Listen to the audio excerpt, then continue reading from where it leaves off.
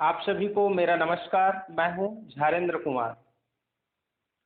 आज मैं आप लोगों को बताने वाला हूं कक्षा 10 के हिंदी पाठ्यपुस्तक क्षितिज 2 के चैप्टर 1 पद, जो सूरसागर के भ्रमर गीत से लिया गया है, जिसके रचनाकार जो हैं सूरदास जी हैं। ठीक है। तो जब हिंदी में कोई भी रचना के बारे में हम पढ़ते हैं तो हमें उस रचनाकार के बारे में जानना अनिवार्य हो जाता है। क्यों? क्योंकि जब हम उस रचनाकार के बारे में जानते हैं तो उनकी रचनाओं को हम अच्छे से समझ पाते हैं। और दूसरी बात यह है कि जब उस रचनाकार के बारे में जानते हैं तो जो रचना होता है वो लंबे समय तक याद रहती है। इस कारण से हमको उस रचनाकार के बारे में जानना अनिवार्य हो जाता है। तो सूरसागर के जो रचनाकार हैं सूरदास जी, उनके बारे में हम जान लेते हैं। सूरदास जी का जन्म जो है 1478 1478 में माना जाता है। इनका जो जन्म स्थान है उसमें अलग अलग मान्यता है। कुछ लोग मानते हैं कि सूरदास जी का जो जन्म है मथुरा के निकट रुनकता के क्षेत्र में हुआ था, रुनकता क्षेत्र में हुआ था। वहीं कुछ लोगों का ये मानना है कि सूरदास जी का जन्म जो है दिल्ली के पास सीही में हुआ था। इस प्रकार से इनके जन्म स्थान में अलग अलग मान्यता है। सूरदास जी जो है महाप्रभु वल्लभाचार्य जी के शिष्य थे। और सूरदास जी जो है वृंदावन और मथुरा के बीच में जो गौ घाट है वहाँ रहते थे, और वहीं पर रह करके श्रीनाथ जी का मंदिर है, वहीं वो भजन कीर्तन किया करते थे। अब आगे देखते हैं इसके निधन के बारे में। सूरदास जी का निधन 1583 में पारसौली में हुआ था। ठीक है। सूरदास जी ने 3 महान ग्रंथ दिए हैं। कौन कौन सा दिए हैं? सूरसागर दिए हैं, साहित्य लहरी, सूरसागर, सूरसागर साहित्य लहरी, और तीसरा है सूरसारावली, सूरसारावली। ठीक है। इनमें से जो ये सूरसागर है वो सबसे ज्यादा प्रसिद्ध हुआ, और वहीं से ही ये सूरसागर से ही ये भ्रमर गीत लिया गया है, जो आपके चैप्टर 1 में 4 पद दिए गए हैं। ठीक है। सूरदास जी जो है अधिकतर वात्सल्य और श्रृंगार रस में लिखा करते थे। इस कारण से सूरदास जी को वात्सल्य और श्रृंगार रस के श्रेष्ठ कवि भी माने जाते हैं। वो अपनी रचनाओं में ब्रज भाषा का प्रयोग अधिकतर करते थे। ठीक है। सूरदास जी जो है सूरसागर का जो रचना किए हैं उसमें से जो भ्रमर गीत है उनके 4 पद जो है हमारे इस 10th के चैप्टर 1 में दिया गया है। तो उसके बारे में आपको थोड़ा सा बताना चाहूँगा, फिर हम पद 1 से स्टार्ट करेंगे। इन पदों में उस समय की बातों को लिखा गया है जब श्री कृष्ण जी जो है गोपियों को छोड़ करके, ब्रज में छोड़ करके ही मथुरा चले जाते हैं, और वहां जाने के बाद में उद्धव के द्वारा एक संदेश भेजते हैं। कौन सा संदेश भेजते हैं? ज्ञान मार्ग का संदेश भेजते हैं, जिसको वो गोपियां जो है पसंद नहीं करती है, क्योंकि गोपियां जो है प्रेम मार्ग को पसंद करती थी, प्रेम मार्ग में डूबी हुई थी। ठीक है। तो जिस समय उद्धव जी जो है गोपियों को ज्ञान मार्ग के बारे में बता रहे थे, उसी समय एक भौरा आ जाता है। तब गोपियां जो है उन भौरों को बोलने के बहाने से उद्धव जी को ताना मारते हैं, ताना मारती है लोग।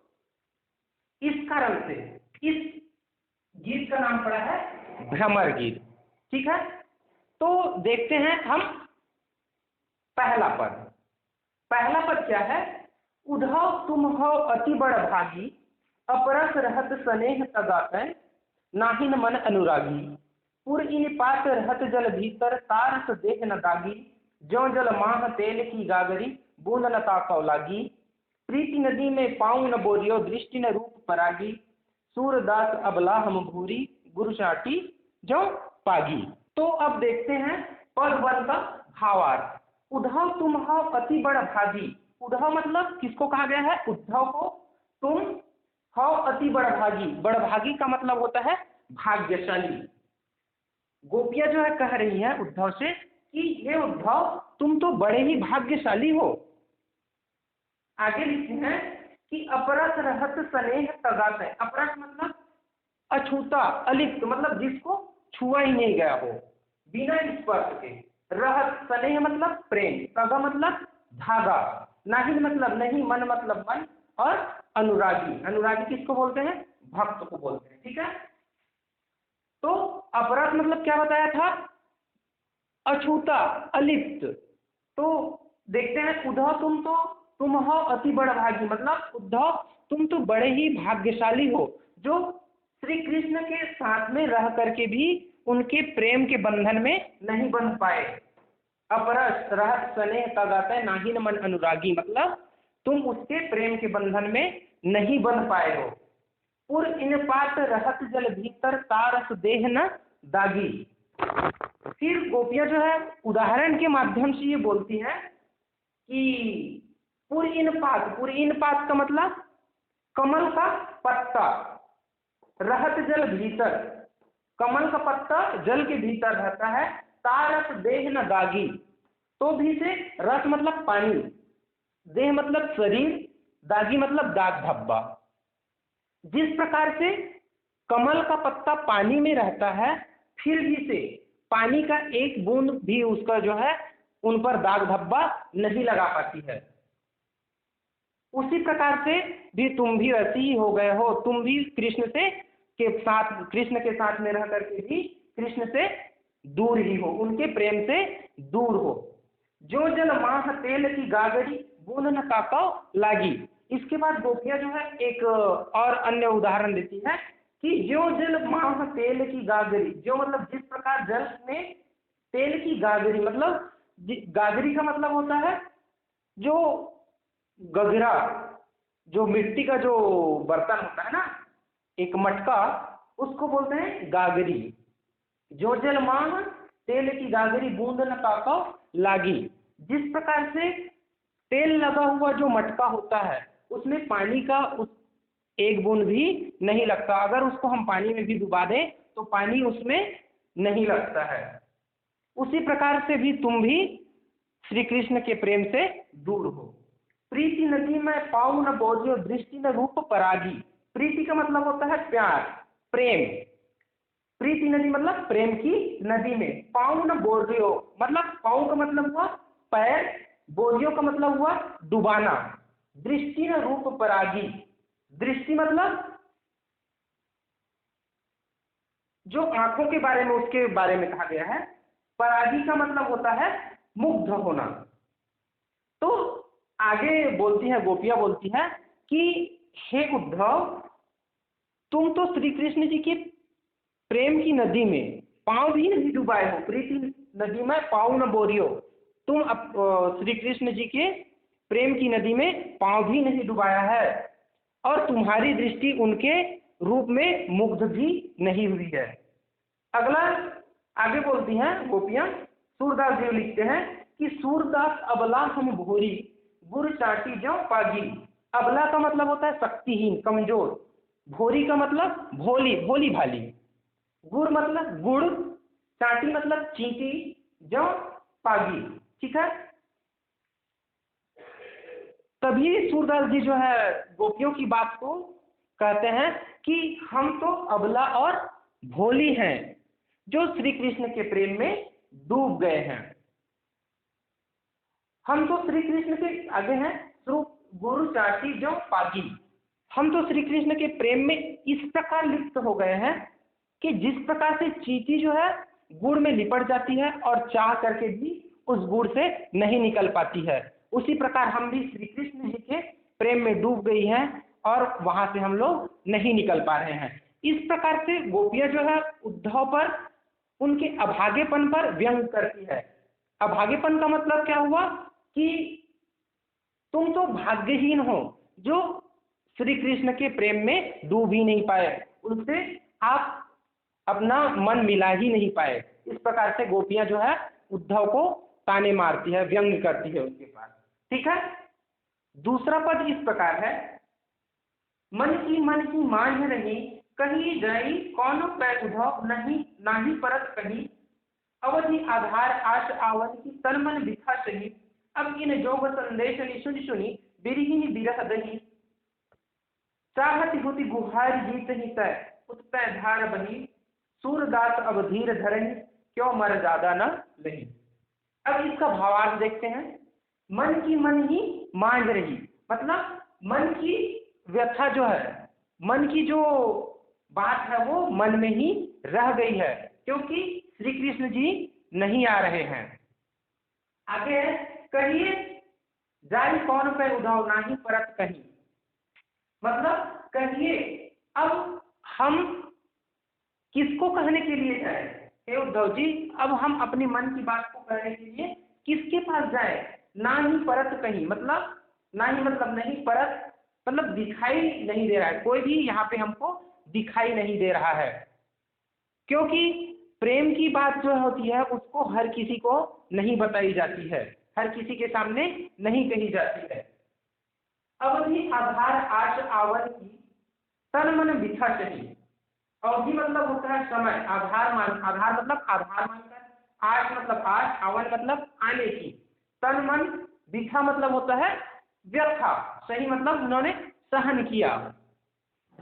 तो गोपियां आगे कहती है कि समय के आने के साथ साथ, समय के आधार पर भी हम कृष्ण के आने की, हमें जो है कृष्ण के आने की आस थी।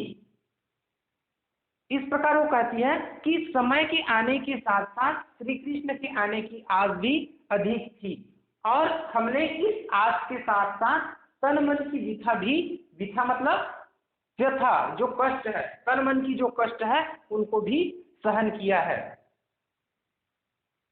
अब इन जोग संदेश निशुनि सुनी, बिरहिनी बिरह दही।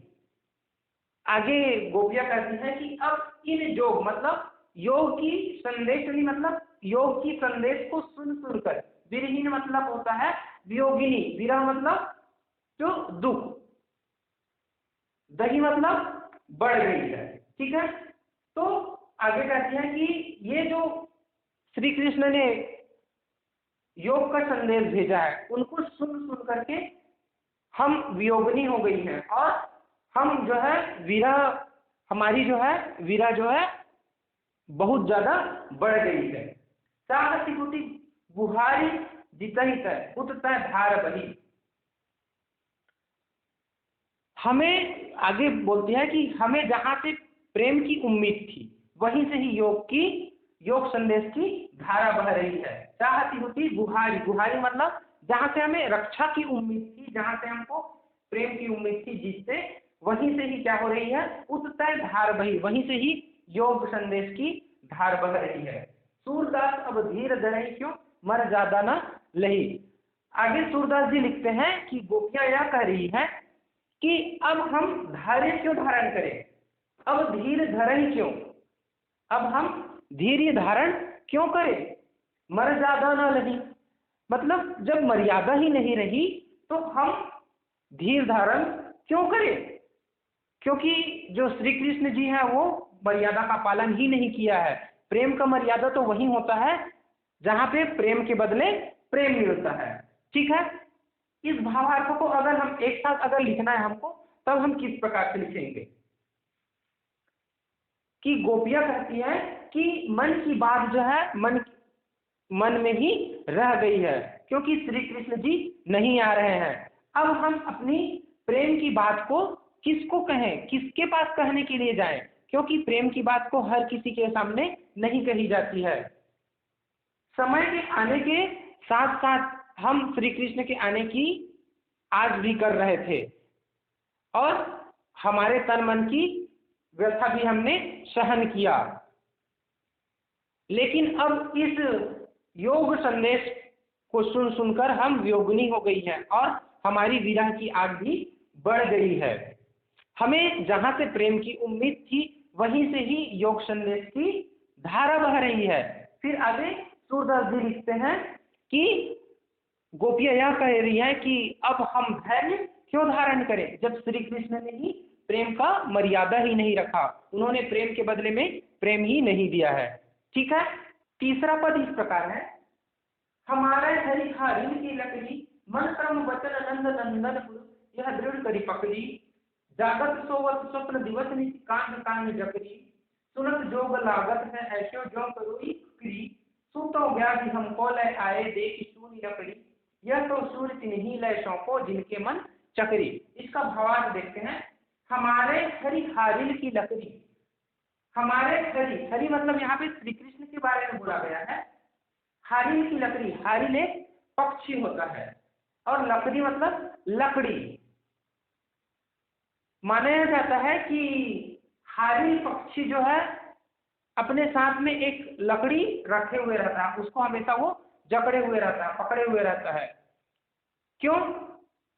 अगर वो छोड़ दे तो वह यह सोचता है कि वो गिर जाएगा, वो उसी लकड़ी के सहारे वो बैठा हुआ है। ऐसा कौन सोचता है? ये हारिल पक्षी सोचता है। उसी प्रकार से ये गोपियां कहती हैं कि हमारे हरि हारिल की लकड़ी, हमारा जो हरि है, जो श्री कृष्ण जी है, वो हमारे लिए हारिल की लकड़ी के समान है, जिसको हम छोड़ नहीं सकते हैं।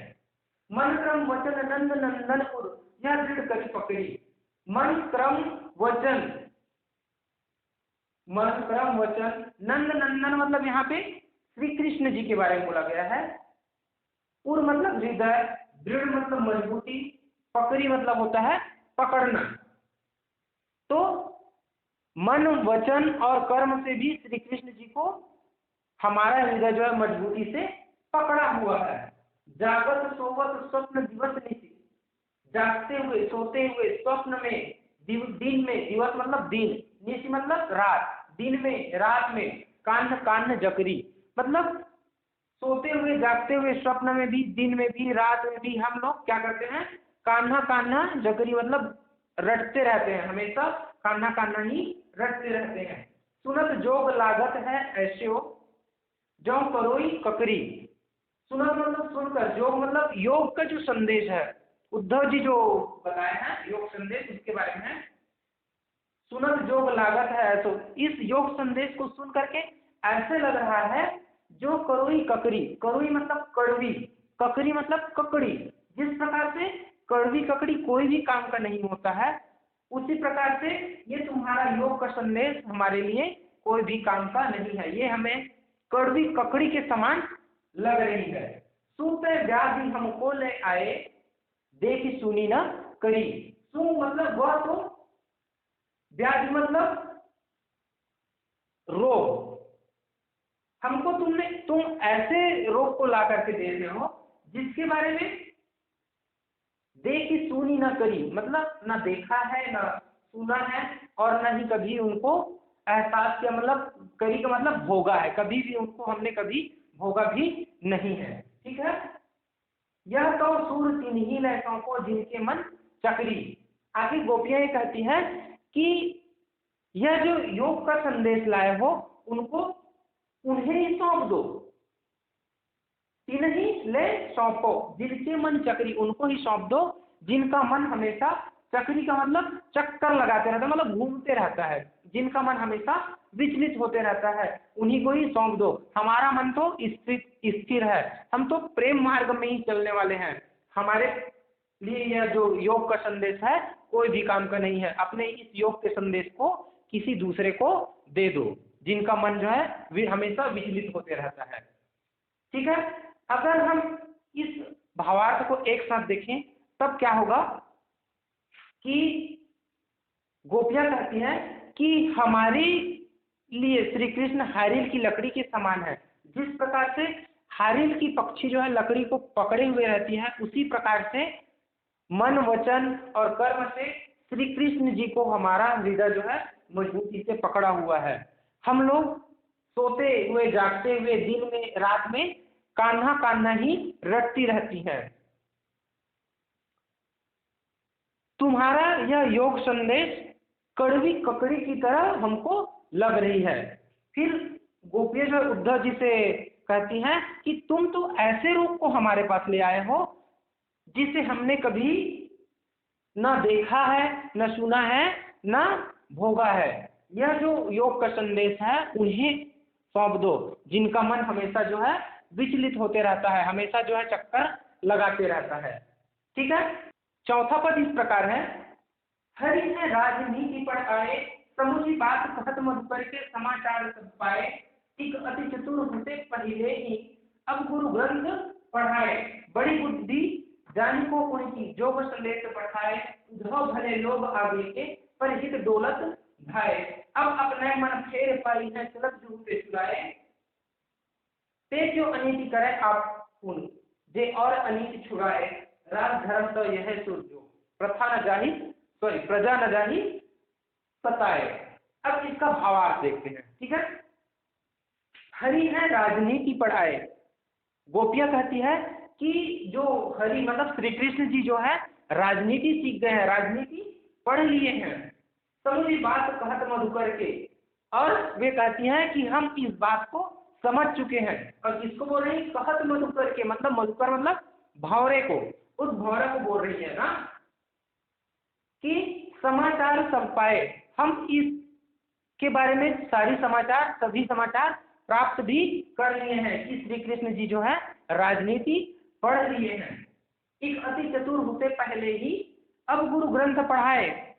एक तो वह पहले से बहुत चतुर थे, पहले चतुर होते पहले ही मतलब वो पहले से बहुत ज्यादा चतुर थे, बहुत ज्यादा चालाक थे। अब गुरु ग्रंथ पढ़ाए, लेकिन अब वहां जाकर के गुरुओं के ग्रंथ पढ़ लिए हैं, बड़े बड़े ग्रंथ पढ़ लिए हैं और राजनीति सीख लिए हैं। बड़ी बुद्धि जानी को उनकी जोग संदेश पठाए, उनकी बुद्धि जो है बड़ी बुद्धि मतलब उनकी बुद्धि जो है बहुत बढ़ गई है, तभी तो वह योग का संदेश उद्धव के माध्यम से भेजे हैं।